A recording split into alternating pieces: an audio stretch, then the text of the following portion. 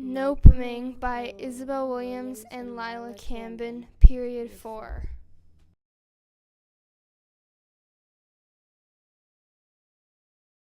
Visible from I-35, the old Nopeming Sanatorium stands as a relic from a past era, an era in which big, specialized, government-run hospitals were common in every state and county.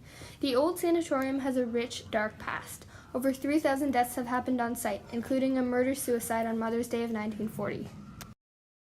Nopeming is a sanatorium, which is a quarantine hospital for patients with tuberculosis, or TB.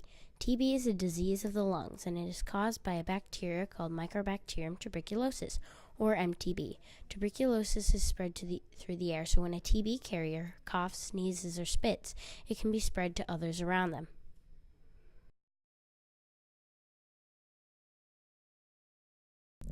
The idea for a sanatorium in Duluth was first brought up at the 1908 Conference for Tuberculosis in Chicago. Edward L. Toohey, a well-known health advocate from St. Mary's Hospital, Duluth, was convinced that his city deserved a world-class sanatorium to treat its infected citizens. Months later, conference leader Edward Trudeau agreed with Toohey. Construction began in 1910.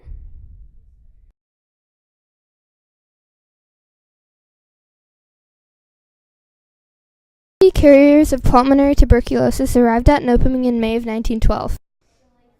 No paved roads led to the facility, but a path had recently been cleared for construction. At the time, the only known cures for tuberculosis were sunshine and fresh air. Hence, the sanatorium was over 10 miles from the city of Duluth. Sometimes, Nopeming, along with many other sanatoriums, would perform dangerous and bloody surgeries, such as lung removal, on patients with the worst cases of tuberculosis.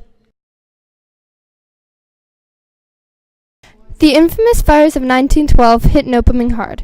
It was an obstacle difficult to overcome. The nurses found smoke billowing in from Cloquet and immediately evacuated all patients. Evacuate all patients! We got some smoke coming in! The fires were devastating to Nopeming. Several important buildings, including the first children's cottage, were burnt to the ground, but no lives were lost in the fire.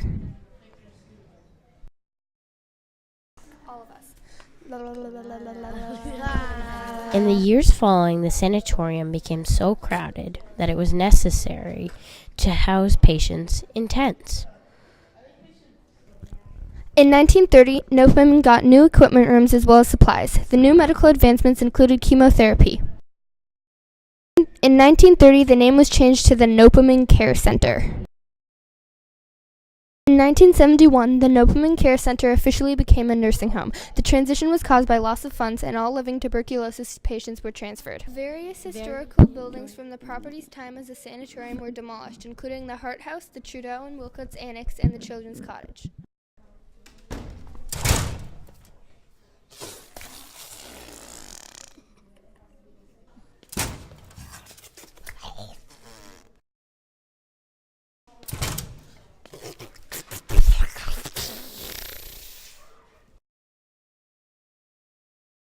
It's rather sad to see all these buildings go down.